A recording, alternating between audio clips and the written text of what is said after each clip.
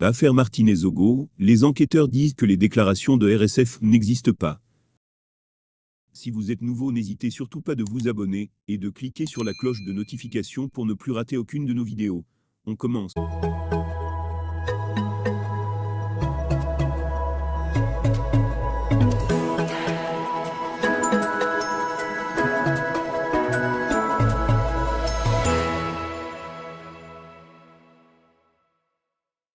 À fur et à mesure que le temps passe, plusieurs informations distillées sur plusieurs médias et réseaux sociaux se révèlent fausses ou sont sérieusement mises en doute par d'autres révélations dans le cadre de l'affaire Martinez-Ogo.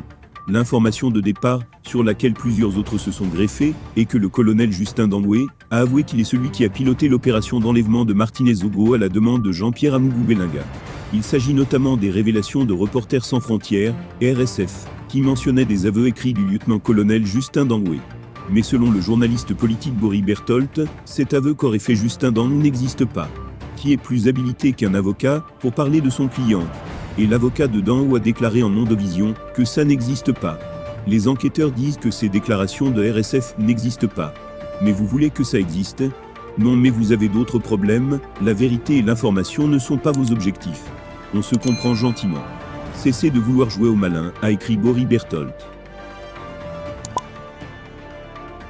Voilà presque un mois qu'Amougou-Belinga, Justin Dangoué et Maxime Eko sont inculpés et transférés en prison dans le cadre de l'affaire Martinez-Ogo.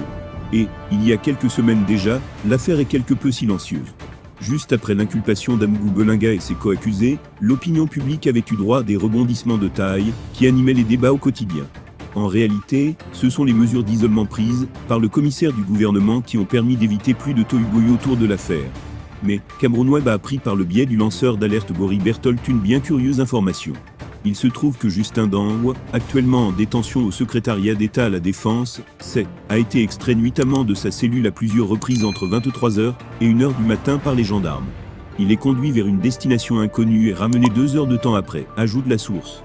Il est à noter que ce n'est pas la première fois que cela arrive. Comme dans les deux situations, aucune raison n'a été donnée sur cette extraction, qui se fait tard dans la nuit. Il faut ensuite se rappeler que Justin Dangoué, selon ses propres déclarations, était à la tête de l'opération qui a conduit à l'assassinat du journaliste d'Amplitude FM. C'est cette information qui peut sans doute justifier son extraction régulière de la cellule car il est en quelque sorte celui qui détient le plus d'informations dans cette affaire. D'ailleurs, ce sont ces révélations et d'autres éléments qui ont permis l'inculpation de son chef Maxime Eko et l'homme d'affaires Jean-Pierre Amougou-Belinga.